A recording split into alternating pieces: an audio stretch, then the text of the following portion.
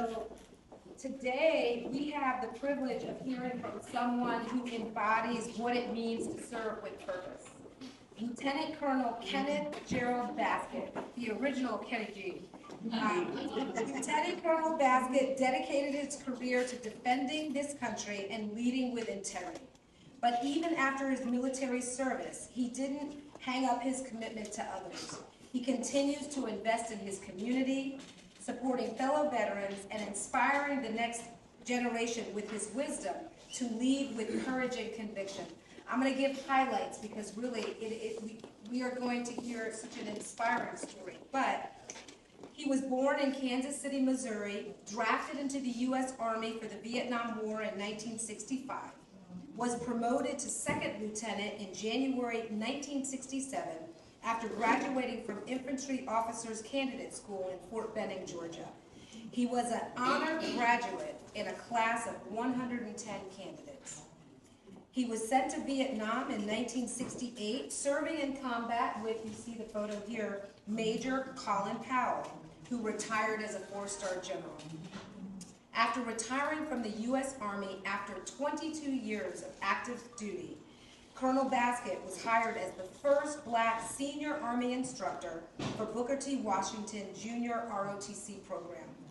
In April 1989, he was initiated into the Alpha Phi Alpha fraternity and served as the president of his jewel line, which was the first line in the Pi Gamma Lambda chapter, seated at Fort McPherson, right here in the Atlanta area. Lieutenant Colonel Baskett was also the first military instructor selected as the Teacher of the Year for the Atlanta public school system. He reminds us that service isn't just something that you do, it is who you are. And today, as he stands before us in his full dress uniform adorned with the medals and decorations earned over a distinguished career, he represents the very best of that enduring call to serve. Please join me in welcoming Colonel Ken Baskett. They often say two people that you never want to speak at any ceremony is a Baptist preacher or a retired lieutenant colonel from the Army. I'm not a Baptist preacher, but I am a retired lieutenant colonel. So I'm going to do something that no other speaker will ever do for you, that you'll ever witness. I have a timekeeper that will tell me when I've spoken too long. The chairman has told me I have 30 minutes. At 25 minutes, my daughter, who I brought as a guest, and my timekeeper will tell me to stop talking. At 30 minutes, my grandson will stand up and say, 30 minutes are up, stop. And I will stop at 30 minutes. Now, let me first start up by saying this. The room is an unusual room, so I do have notes so I won't go over my time limit. But everything I'm going to say is in my head. You see, thank you, Advisory Committee, Doctor, Senator, to the Baldwin family, to all you veterans, thank you for inviting me here today. I, like many of you, in my senior year, I'm now 82, in 12 days I'll be 83, and because of my service in Vietnam, when they sprayed the jungle in Vietnam with a chemical called Agent Orange, well, I don't want a pity party, but let's just get to the chase. I go to dialysis 7 days a week at 8 hours a time because I have no kidneys. But I'm going to fight the fight.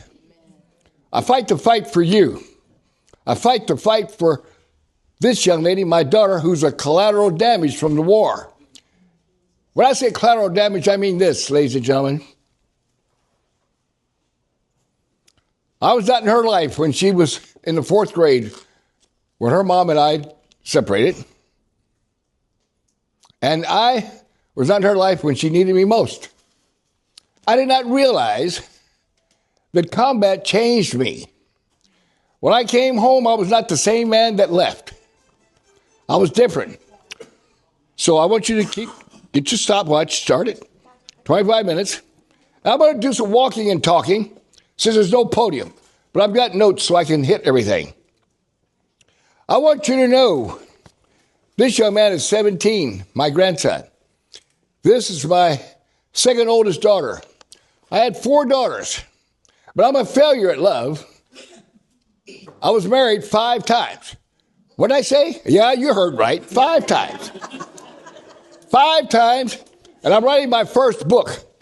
The cover is over there on the wall, and it says 5 and still alive. 5 and still alive.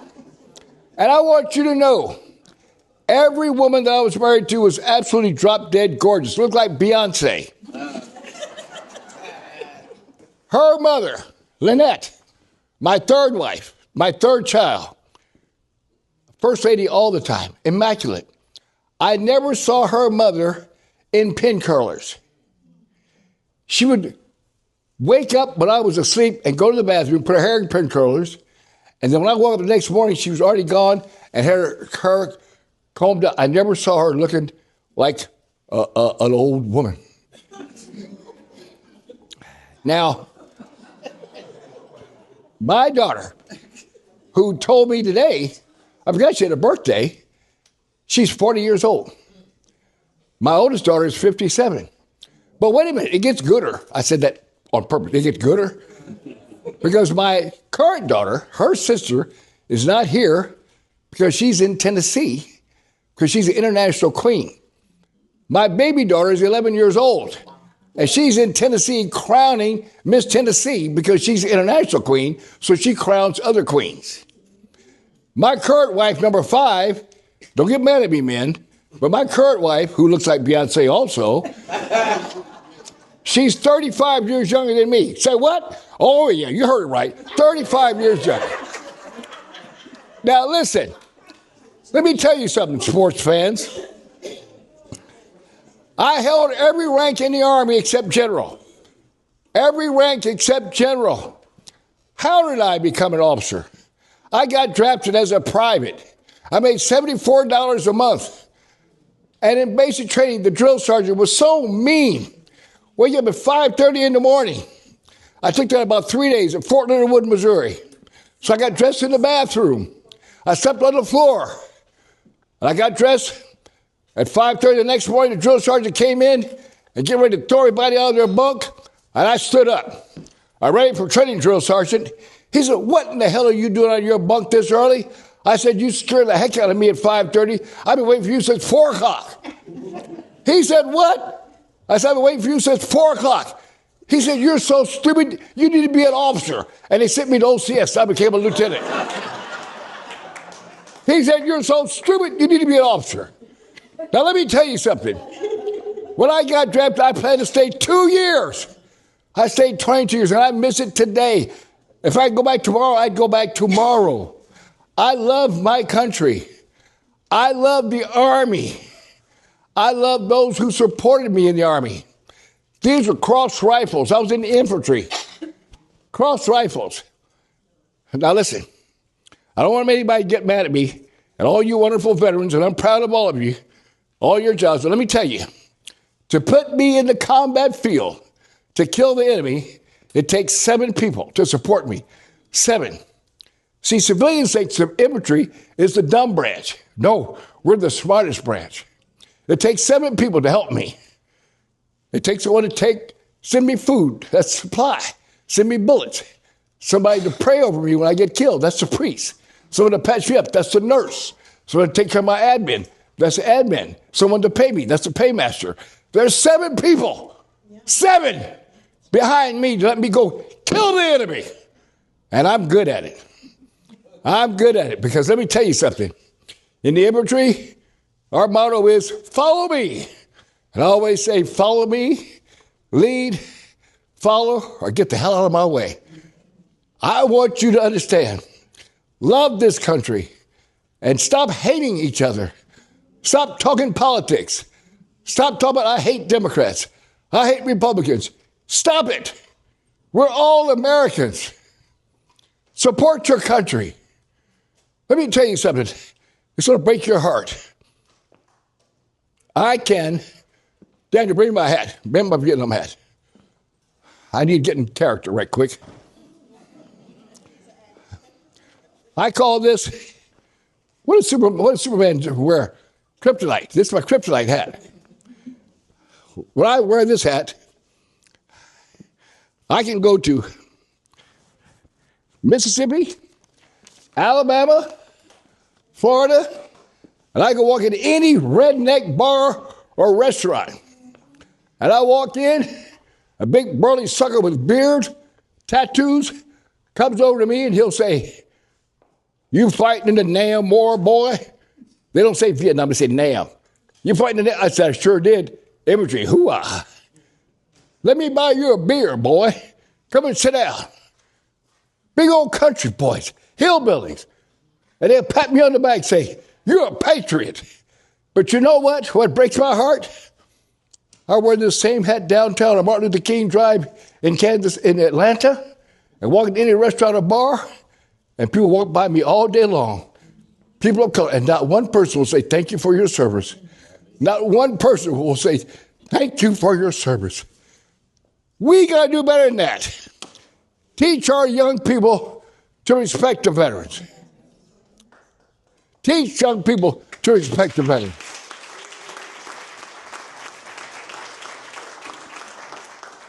You know what? As I look around this room and see all you young people, I'm so proud of each one of you. Doctor, and there's so many beautiful women. You know, I love pretty women.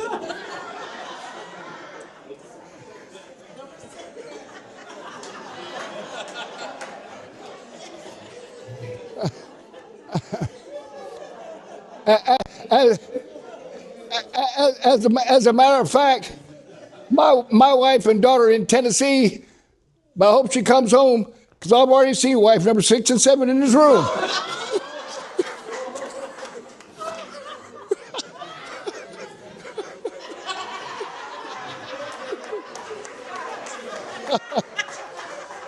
So listen.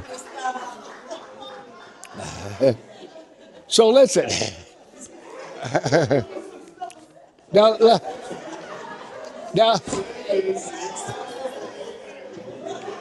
okay, so listen up. Here's what you really came here for. This is Veterans Day. You know why we call it Veterans Day? It's to celebrate the end of World War I. It ended on the 11th hour of the 11th day of the 11th month. That's what World War I is. You know what it was called? It was called Armistice Day. And World War I was the war to end all wars, but it didn't do it. It didn't do it. Did you realize in Vietnam, it started in 1955, and the war ended in 1975. We were in Vietnam for 20 years. But did you notice people went to Vietnam, the first war that was on television, the first war where the soldier went for 1 year at a time, and he came home. World War I and World War II and all other wars, we would go to war and fight till the war was over. But we didn't for Vietnam. We didn't even do that for Afghanistan. You know why? Why do we only go for 1 year, come home, and then go back? Why do we do that? You know why we do that? Because somebody makes money on war. We make more uniforms. We make more bullets. We make more tanks. And so if we have a 20-year war, somebody's getting 20 years of making money on us, on the veteran. 58,000. Listen to me. 58,000 Americans died in the Vietnam War.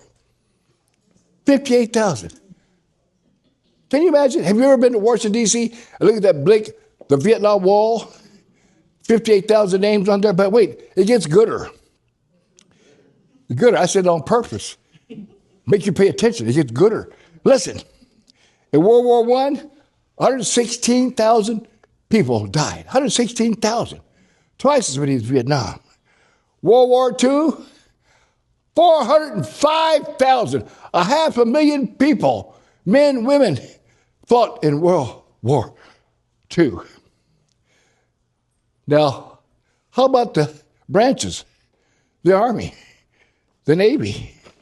Well, in Vietnam, in the Army, 66% of those who died, of the 58,000, 66% were from the Army. 25% were in the Marines. 4% were in the Air Force. And 4% in the Navy.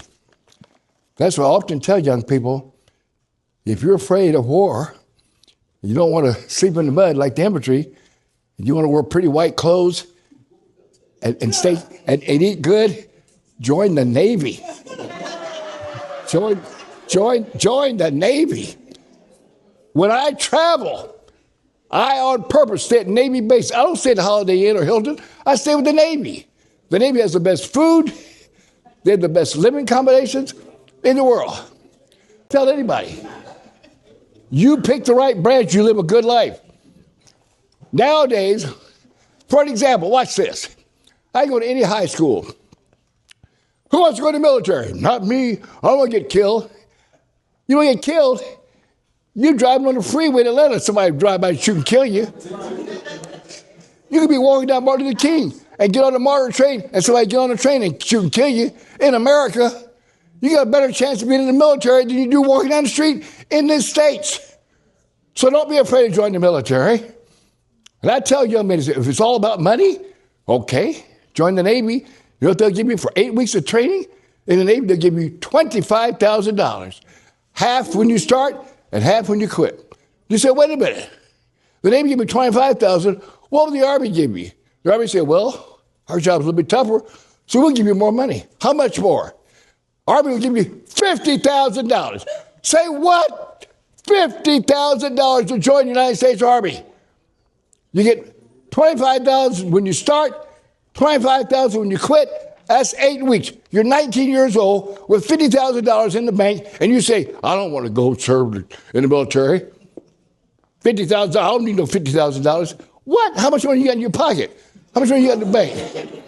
You don't have a damn thing now? I'm going to give you $50,000 to serve? I'm not going to go. You're some kind of fool. And I just tell any young people, when I walk into any auditorium and they invite me to speak, I say, you don't want me. You don't want me to talk to your kids because I'll tell them something that you can't tell them. So you two are worried about the test scores. Your mom and daddy can't tell you nothing because they don't know nothing either. Kids are raising kids. Get it? Kids are raising kids. You can't raise a child when you have to raise yourself. All right? So when I go to our term, I tell kids, sit up. Pull your pants up. Hell yes. Pull your pants up. Pull your pants up to your waist. Sit up.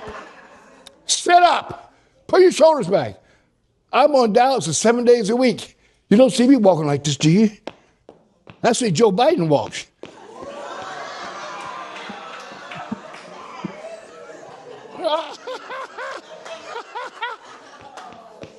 That ain't me. That's not me. I'm going to stand up. Pull your shoulders back. Stomach in, chest out, chin down. Hoo-ah! That's what you do. In 12 days, I'll be 83 years old. And I guarantee you, when I walk into a school and those young kids walking around, tell me what they're not going to do, I tell them, I'll give me a nice NCO, nice big sergeant.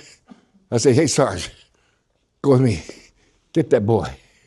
Go grab him. Go get him. We put some tie clips on, put his hands behind him, take his ass down to the basement, and we'll whip his ass. We'll whip his ass. That's what we'll do. That's what he needs. He needs a whipping. So I tell any young people, when I come in, they say, oh, man, you can't tell me nothing. I'll whip you. Yeah, you might whip me. But you know what? I bet my finger will whip you too. Because I'll pull a damn trigger. Yeah, so kids don't scare me. No man scares me. No, sir. You see, I often say, no mission is too difficult. No task is too great. Move out, soldier. Move out. Now, my grandson, he wants to join the Air Force. I'm not going to hold it against him. I'm not holding it against him. But as long as he serves, he can stay for 3 or 4 years. get out or you stay to retire. But at least go serve your nation. Do something for your country. The first president I voted for was John Fitzgerald Kennedy. And what he said is in my head right today. In 2025, John Fitzgerald Kennedy said this. I don't need any notes. I know it by heart. He says, ask not what your country can do for you. Ask what you can do for your country. Ask not what your country can do for you. Ask what you can do for your country. We don't understand that today. We don't hear that enough today. We don't have enough leaders in this country that have morals and have the high esteem to lead. Ladies and gentlemen, I can't run for office, but I wish I could. If I ran for office and ran for any position, I guarantee I could straighten this shit out in a minute.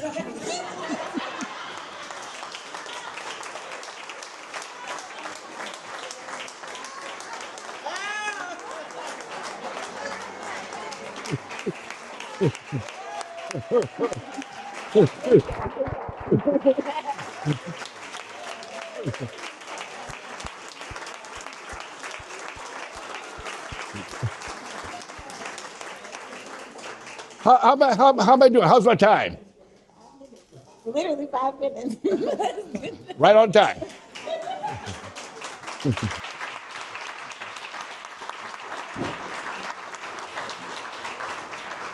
You know, I was telling him I was in high school when he was fighting over Vietnam. And back when, during that period of time, in order to get into the military, the draft, they went by your birthday. And if they didn't pick your birthday, then you didn't go in. But I went to a Catholic military high school for black boys that was located on the mountaintop in Virginia. That was a slave plantation before it was a school. Wow. And but we were up on that mountaintop, and we could see the Ku Klux Klan down by the James River burning their crosses. And while they were down there burning their crosses, he was over there fighting for his country. Mm-hmm. And I remember that, and I wanted to just say thank you again for your service. Thank you. I appreciate it. He made a comment about making sure that we go vote, and there's a special election coming up on the 18th. And that special election is to fill the unexpired term of Jason Estevez, who is now running for governor. And I'm on the ballot. And I retired after 22 years in the House of Representatives. And when I told my wife that I was about to do this, she asked me if I was off my meds. And then I showed her a picture of our granddaughter. And I said, if you don't try to do something, what kind of message are we sending to this 3-year-old grandbaby? She said, get out here, go do what you gotta do. So I just wanted to encourage you to go out. I know a lot of people think that the elections are over. They're not over. You got the special election on the 18th. You can go early vote now. And then you have a runoff for the municipal elections that, when is that date? December 4th. December 2nd. December 2nd. But the early voting is November 24th, 22nd to the 24th. I just wanted you to know that because a lot of people don't know. And you gotta get out, you gotta vote, you gotta make sure you put people in place that will respect and honor the service that this man did. So thank you so much. November 18th is my birthday. I'll be 83, November 18th.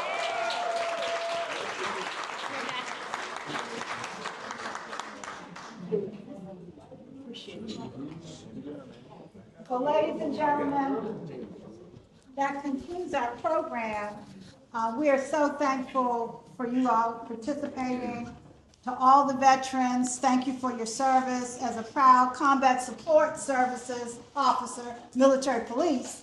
So I understand what it is to serve and sacrifice for your country. It is important. It is a noble, noble profession. And special people put their lives on the line for everyone else's freedoms, because freedom isn't really free.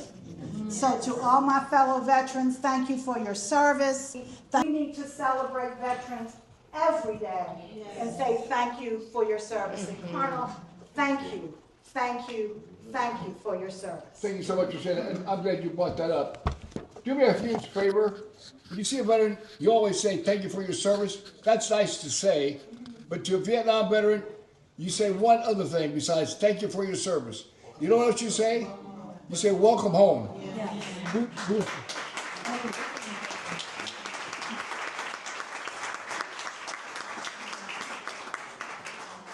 The Vietnam veterans are extra special because they weren't well received when they came home.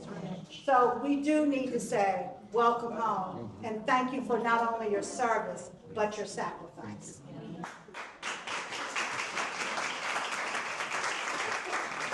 That concludes our program. Thank you. I am State Senator Sonya Halpern, representing District 39, including neighborhoods in the great city of South Fulton.